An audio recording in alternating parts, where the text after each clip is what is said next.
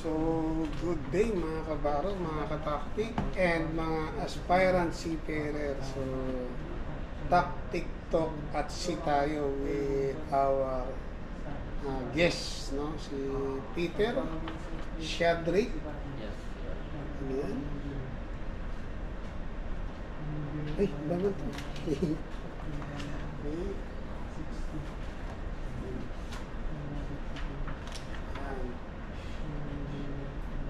Salvador. Okay. Si Peter Shadrick Nicole Salvador from Tarlac, sir. from Tarlac. Opo, sir. So simulan natin yung yung interview o question and answer sa journey mo. Opo, sir. Paano ka nagsimulang mag-Peter? Bago po ako nag-start, sir, nag-aral muna ako ng sir, ng SMAW, NC1, NC2, and GTAW, NC2, sir. NC1, NC2. Yes, sir. Yung SMAW, saan covered yun? Yung SMAW, sir. O SMAW, ibig sabihin ng SMAW? Shielded metal, shielded welding art, sir. Okay. Kasi minsan tinatanong sa akin ng mga kadete, sir, advantage ba nang meron kang certificate ng SMAW? Opo, sir. Kailangan po kasi yun sa bago ka maging fitter, sir. Kailangan mo mag-aral ng Shielded metal art art welding, sir. welding. Yes, sir. Okay, no? Galing, ha? Okay. So, graduate ka ng Bali ano ako, sir, senior high po, sir. senior high graduate. Tapos, pag-graduate po ng senior high, sir, nag-enroll ako sa test sir ng yun, sir, para sa welding po. Mhm. Then, unang experience mo, saan? Bali, nag-ano ako, sir, nag-try muna po ako ng Inter-Island, tapos, yun po, sir. Bali, 12 months po ako, 12 months yung contract ko sa Inter-Island, sir. Then, Nakailang months ka sa Inter-Island? bali, 12 months, sir, may po. 12 months 12 and months. 14 days something, sir. Okay. Opo. Masarap sa Inter-Island? Mahirap, sir. Mahirap kasi Magkano ang sweldo mo sa Inter-Island? ano, sir, kumbaga experience lang po yung habol ko dun, sir. Okay. Nung nagka-Saudi ako dun, sir, nung nag-dry dock po yung barko namin, sir. Hindi, nag-apply ako ng una, sir, welder ako, tapos naging promote ng Peter, sir, sa mga Ay, iba pa yung welder sa Peter? opo, sir. Kumbaga yung welder po kasi, sir, yan, paspasan ka ng welding, sir, hanggang gabi yan, sir. Overtime po ako naman, sir, hanggang alas 12 ng gabi. Iba yung position ng welder sa Peter. Yes, sir. Bakit albay Peter? Yung Peter, sir, sila po yung nag-ano, sir, na kumbaga sila yung magka-cutting, fitting lang, tapos yung welder na po yung balang Pure welding ka lang lagi? Yes, sir. Pag-welder Okay. po. Pag Peter, marunong ka rin mag-cutting. Yes, sir. Dapat marunong ka pong mag-ano, sir, mag-citilim, cutting, sir, yan. Yan yung importante, sir. Tapos, yan, yung welding, sir, na ano yan, kumbaga, free na lang sa iyo, sir. Okay. Then sa 12 months mo sa nag-push sa'yo na na mag-international? Bali, sir, yun. Bali, nung may experience na po ako, sir, sa Inter-Island. Tapos, nag-try po ako nung mag-apply ng mga pang-international, sir. Tapos, yun po, sir. Sinuwerte, sir. Sinuwerte? Opo. Hindi actually sa akin, para sa akin, hindi swerte. Ang lagi kong sinasabi is congratulations and you deserve it. Lalo na dahil pinag-irapan mo. Kasi kung maniniwala tayo sa swerte, maghintay na lang tayo. Yes, sir. Yung swerte, sir, makakamit mo po yan, sir, kung may kasamang Gawa. sir. Yun po, sir. Nung nag-apply ka, ilang buwan sa international? Halos 2 months, sir. 2 months lang? Opo, sir. 2 months lang, ha? Then ano ang na-required sa yung experience nung nag-apply ka? Anong hinanap sa'yo? Yun, sir, unang-una, sir, kung experience po talaga, sir. Experience talaga? Opo. 1 year lang, okay na. Yes, sir. Ano, sir, bali may Inter-Island ako na experience, sir. Then, may sarili akong business, sir, na fabrication, sir. Okay. Like mga ano, sir, mga table, cabinet, Tapos mga grills. grill, sir. Okay. And, ano sir, trusses, sir. Okay, no? Mas malakas ka para sa akin. May business kang sarili, no? Oo, sir. Noon, sir, ay, nangito ko ngayon, sir, kasi, yun, sir, walang Ah, walang okay. magmamanage sa, sir, sa bahay. Kaya sa pag-apply mo, ano yung mga challenges? Marami po, sir. Ilan ang na-apply mong company sa 2 months? Bali, ano, sir, nagpunta rin ako ng Kalaw, sir. Nag-try din ako dun, sir. Tumambay ka doon. Opo, sir. Nag-try ako. Nagpilat-pilat ka doon. Opo, sir. Ngayon, ang tanong nga, ilan yung napuntahan mong company sa pag-apply? 5 din po siguro, sir. 5. So, let's say 3 companies every month. Opo, sir. About. Pang ilan yung MMI na na-apply mo? Bali, yun, sir, yung nung di na ako nag-try ng iba, sir. Punta ko ng MMI, sir. Panghuli nga MMI. Opo, sir. Yun, sir. Yun po ako, sir. Ngayon, tinanong ko lang MMI, anong experience mo? Opo, sir. Then, interview lang. Yes, sir. Okay. Interview about experience. Opo, Then, sir. after nun, ano pa? Yun, sir, kung ano yung mga knowledge mo sa welding, sir. May trade test na ginawa. Yes, sir. May trade test din po, sir. Mga isang araw na trade test. Opo, sir. Oo. Nung nasatisfied yung nag-trade test sa'yo, Yun, sir. Tuloy-tuloy na po, sir. Tuloy-tuloy na. Kumuha po ako ng 3-4, sir, para sa fitter, sir. 3-4. Yes po, sir. Okay. Tama. Sa Cubierta is 2-4. Opo, sir. Sa Peter pala, 3-4 lang. 3-4 po. Hindi 3-5. Opo, sir. Okay. Then, nung 2 months na yun, natanggap ka, na-accept ka sa MMI, ilang months pa bago ka nakasampa? Bali, 3 months din po, sir. So, another 3 months. Yes, sir. So, almost 5 months. Opo. 2 months ka nag-apply, 3 months ka waiting. Opo. And sakay na. Opo. So, anong pagkakaiba ng Inter-Island sa international? Sa Bukod sa sweldo, number 1, Yes, sweldo. sir.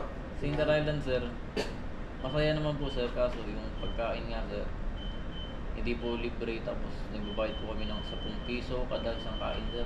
10 piso. Anong laman ng 10 piso? Yun, sir, ano po, depende po. Pag sa isda po, sir, kunwari isang isda po, sir, maghati po tayo dun, 2, sir. Hatiin po yun, maghati po tayo. Oh? Yes, sir. Sa 10 piso? Opo, sir. Yung isang sida, 10 piso. Opo. Hati pa kayo doon. Hati. Yan, sir. Kumbaga, sir, sa atin, sir, 20. Okay. Ang presyo ng isang sida, 20. Opo. Para mag-10 piso, hati Hati kayo. po tayo, sir. Ganun po. Bawiin na lang sa kanin. Yes, sir. Sa kanin, mura naman. Sa kanin po, sir, yun, unlimited naman po. Unlimited. Bawiin na sa kanin. Opo. Tapos, toyo na lang, sir. Para ganahan na lang kumain po. Yun, sir. Okay. So, masarap pakiramdam nung unang barko international. Masarap naman. Masarap po sa masaya ba? Oo, yung sweldo mo hindi lang 10 times. Yes, sir. Siguro mga 20. Mga 20 Yes, sir. times. So hindi reason na hindi ka graduate, hindi rason na hindi ka magsasucceed dahil ikaw is undergraduate o hindi ka graduate ng college Opo, sir. para makapag-upload. Opo. Ang puhunan lang is what? Sipag lang, sir. Sipag lang Sir. talaga. Sipag, Tsaka tiyaga. Yan, sir. determinasyon. Determination. So yung tatlo na Opo, yun. sir. Pero number 1, sipag. Sipag, sir. Dagdagan ng tiyaga, Tiyaga. saka Opo, determinasyon. sir. Diyan mo po makakamit yung, sir, yung enjoyment, sir, ba? Yung may So, ang ginawa mo before is what? Sacrifice muna. Yes, sir. Sacrifice maraming sacrifice, sir. Marami. Yan, sa pagtitraining mo pa lang, sir, sacrifice na po yan. Struggle, sir. Yan. Tapos, bago po makasampa yan. So, every success, merong sacrifice. Yes, sir. Kumbaga sa may puhunan. Opo. Kailangan ng tao o kahit sino mamuhunan. Opo, sir. Dahil ang success, hindi free. Yes, sir. You have to work for Yes, it. sir. Pagkatrabuhan mo, sir. Para Diba? sa, malupay, sir. Kung maghihintay ka lang ng swerte na Mga iba kasi sir, iniisip nila, saan pag-international ako, pero nasa bahay lang sila. Isang question pala, Yes sir. hindi ko natanong, may backer ka ba nung nag-apply ka? Bali, ano lang sir, pinakilala ko po sir. Pinakilala ng Pinsan ko sir. nandito rin. Opo. Okay. Nakilala po ako sir, tapos yun ba, pinabayan na lang, bahala ka na dyan. Kumbaga sa ano, siya lang ang nagbukas ng pinto Opo sir. para ma-entertain ka. Opo. After doon, sarili mo na. Opo sir. Okay. So, walang masama sa may backer. Opo. Okay? Ang ano doon is, yung nga tatanong ng iba, ano bang purpose ng backer? Sabi ko nga palagi, ang purpose ng backer, siya lang ang magbubukas ng pintuan ng company Opo sir. para ma-entertain ka ng mabilis. Opo sir. Pero yung ika-accept mo ng company, ikaw ang gagawa. Opo sir. Diba? Kumbaga, yun sir, yung sa bakit sir, yan. Way lang yan ng ano sir. Na-entertain ka. Opo sir. Nasa iyo pa rin yan sir kung qualified ka ba dun sa hinahanap po ng company na kaya mong trabawin. Available Like that. position. Opo sir. Yung iba kasi minsan, kaya mo nagtanong sa sir, pwede bang bigyan mo ako ng direct endorsement na yung hindi na daw mag-i-exam, yung hindi na raw i-interviewin. Yes sir. Hindi po. Diba? So, na-prove mo rin sa backer mo that you are qualified and deserve to be assisted. Diba? Yun ang pwede mong maibalik o maging proud sa'yo yung backer mo. Yes sir. Diba? Kaya, So, hindi rin tawag ito. Sa pag-worker ba sir? Minsan nakakaano din kung yung tao na ipapasok mo ba, kaya niya yung trabaho doon. na hindi ka, Nakakaano din na ito, hindi sir. siya mapapaya. Opo sir. Diba? Kagaya ng sinabi ko nung nakaraan sa training o doon sa meeting natin, dalawa lang ang pamimilian natin sa pagbabarko. Magkaroon ng positive or negative comment. Diba? Kasi guys, sabi ko before, ang pagbabarko para kang nasa showbiz. Yes sir. Para tayong artista rito eh. Hindi ka pa sumasampa, kilala ka na ng mga crew. Opo sir. Diba? Kagaya yung isang boson o si ibang barko. Wala man siyang kilala doon sa barko. Hindi siya kilala ng mga taga-barko, pero inayawan siya. Opo sir. Nagtataka siya, hindi ko po naman nakakasama yung kapitan doon, tsaka yung mga engineer. Bakit inayawan ako? Yes sir. Diba? Kasi sabi ng iba, may tenga ang balita, may ano yun?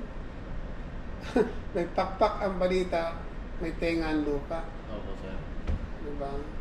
That's why kung sasampa tayo ng barko, gawin na natin yung best natin. Diba? Mamili-mili ka sa dalawa eh. Yung ire-request ka ng kapitan na sumampa o ng mga taga-barko o ire-request ka na huwag pasampahin sa barko na yan. Yes sir. Diba? So, pag may positive attitude ka, positive comment sa yung mga crew, hindi mo kailangan mamili ng barko or ng kasama. Ikaw ang pipiliin ng kasama mo. Anong magandang comment ang marinig mo? Yung ba kasampa ka pa lang? Sir, ang dami mo naman Peter dyan, bakit yan pa? Yes sir. Diba? Ando naman sa PC Peter, Salvador. Dapat yun na lang. Opo sir. Diba? Yun kasi sir, parang nakilala na yung attitude Oo, mo sir. attitude mo, performance. Ganon din sa pag-aartista. Opo sir. Diba? Pag mahusay ka, professional ka, marami kang budget. Ganon din sa pagbabarko. Pag professional ka sa trabaho, professional ka makasama sa tao, hindi ka mahihirapan humanap o sumakay ng barko. Kumbaga sa ang mundo mo lalaki. Opo sir. Pero pag may negative comment ka, may negative comment sa'yo, ikaw ang magpapaliit ng mundo mo. No? So, yun. Anong message mo sa ating mga viewers? Ano lang sir, basta sipag, tiyaga lang sir. Sipag-tiyaga lang talaga. Basta kung determinado kang makuha mo yung position na yun sir na deserve sa'yo sir. pagtrabahuin mo yun, sir. Why? Ika nga, sir, process by process po, sir. Practice. Kasi ang ano doon, ano yun, ika nga, lahat ng struggles mo from day one will fade away one day. And then, mapapa-smile ka na lang. Bakit? Kasi ang pangarap mo, nasa harapan mo na. Ang advice ko sa iyo, yung dati nabanggit ko sa iyo, ang sweldo mo is about 1,500, 2,000? Dito, No. as Peter? Saan po, sir? Dito, halimbawa, as Peter, 1,500, ganun. Mas mataas pa rin. Mas mataas pa rin. Kung gusto mong mas tumaas pa, kagaya yung humingi sa akin ng advice, graduate siya ng teacher, okay? Nag-aral siya ng ETR. Imagine mo, teacher siya. Maraming electrician ang nagko-comment, bakit inallowed na ang marina yan? No? Na hindi naman sila electrical graduate. Ang pagkakaiba lang is bakit nag-succeed yung binigyan ko ng tip. Why? Kasi masipag siya mag-aral. And then nakuha niya yung tinuturo sa training center. Then na-issuean siya ngayon ng ATR. Na-certified siya ng training center. Nag-apply siya. Isang company of cruise ship. Natanggap siya ATR. Yun din, puhunan niya. Sipag. Sipag. Sabi niya nga sa akin nung nag-message siya, Sir, hindi pala kailangan ng backer. Ang kailangan mo lang sipag, tiyaga, tsaka determinasyon. Ngayon, kung gusto mong ganun din, if you want to grow more, try mo yan. Paghahandaan mo lang kasi nga, ang banggit niya noon, ang tuition niya, is inabot na 250,000. Isang ano po yun, sir? Yung training ng ATR. Training lang, sir. Electrotechnical, ratings. ETR. So, after nun, pwede kang dumiretso ng ETO. Pero 500,000 daw. Half million yung ano, sir? Ang tuition. About. Pero, kung maging ETO ka naman, 5-6. Yes, sir. Diba? 2 buwan lang, sir. 2 buwan lang.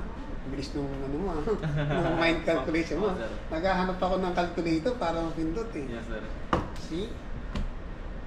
Computer na. Ang ano doon is kailangan mo pa rin mag-sacrifice. Ano naman isa-sacrifice mo doon? Pera. Yes. Oo. Pero pag nag-succeed ka naman, diba? Boom. Mas doble ng doble, sir. Diba? Yung kinikita mo ngayon sa isang kontrata o yung kikitain ng ETO sa isang kontrata, 3 kontrata mo. Yes, sir. O 3 barko mo. Try mo yan. Bakit? May isang teacher, graduate ng teacher ang nag-succeed na. Nag-inquire lang sa akin habang nagti-TikTok live ako. Sir, ano yung step by step? Sabi ko, kuha ka ng CMAS po. Tapos mag-training ka ng ETR. Magtanong ka sa Marina paano makaka-acquire ng ETR certificate. In just March siya nagtanong. Then June, nag-message siya, nag-comment siya sa live. Sir, thank you sa advice. ETR na ako. 3 months yung ano. Sa 400 daw ata sila nag-apply doon sa shipping, sa cruise ship na manning. Sa 300 o 400 na-apply, natanggap siya. Bakit? Ang ano doon, lagi ko rin sinasabi sa iba, kung mag-aaral kayo, seryosohin nyo na. Yes, sir. Kasi doon din naman kukuhin yung question sa pinag-aralan ninyo Mag-sacrifice na ulit kayo doon sa pag-aaral. Ang sabi niya sa akin, siya natanggap ako kasi siguro nasagot ko lahat ng tanong. Yun ang sabi niya sa akin. Kaya importante is talagang pag mag-aral, seryosohin. And then, nag-recommend ako sa kanya, puntahan mo tong organization na to. No? Yung sabi ko sa kanya, yung IMEC Philippines, Opo. mag-inquire ka sa kanila. Baka may maitulong pa sila sa'yo. No, nag-inquire siya doon. Parang, siguro in-evaluate siya noon, yung IMEC Philippines. After siyang ma-evaluate, nirecommend siya doon sa isang cruise ship company. Punta ka daw doon, yung advice sa kanya. At pagpunta niya ron, natanggap siya. Sisweldo siguro siya ng 3,000. Kasi ang position niya is ATR. Sabi ko, mag-aral ka pa uli. ATO naman, para maging 5,000 yung sweldo. Higit sa 5,000 no? Siguro kaya mo rin yun. Diba? So, isang patunay lang na kapag ano yun, nasa Diyos ang awa, pero nasa tao ang awa. Okay? Pag may, ano daw? Pag may tiyaga, may nilaga, hindi sinigang. Pag wala kang tiyaga, hindi nilaga ang meron ka, sinigang, maasim. No? So yan, try mo yan. Pag-ipunan mo yung training, no, na 250. Kung hindi mo kaya yung 500,000, 250 mo na. Pero kung kaya mo pag-ipunan yung 500,000, para diretso ETO kagad ang certificate mo. Pwede daw palang ganun eh. Pwede ba? Diretso ETO. Ang alam ko noon is prerequisite. Mag-ETR ka muna. Yung pagkakalam ko. Base kay Elec ata, pwede ka nga dumiretso. O doon sa isang electrician sa kabilang barko. Yung sabi niya, pwede ka dumiretso ng ETO, training, pera ka. Pero mas mahaba ata ang number of months. Oo, na training. Yun lang, isa pa yun. Paghanda mo yung pati yung bakasyon.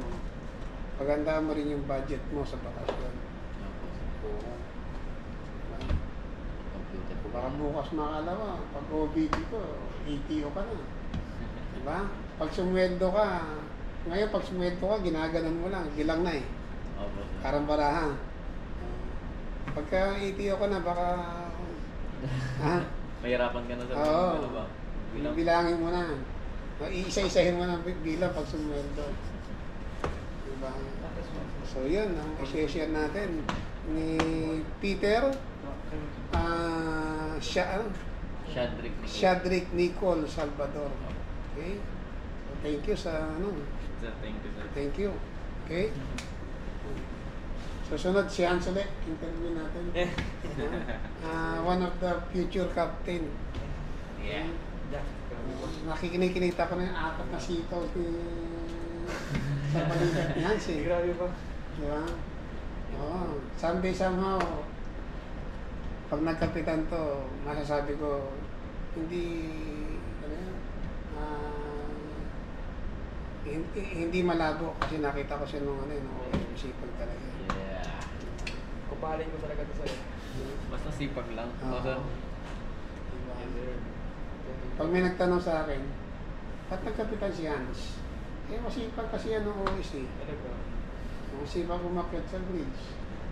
Diba? Hindi nakakapagtaka kung bakit someday somehow magkapitan siya.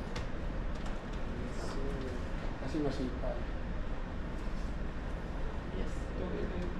Diba? Okay. Thank you mga kataktik. Again, this is Captain Noli at Seaside. Thank you.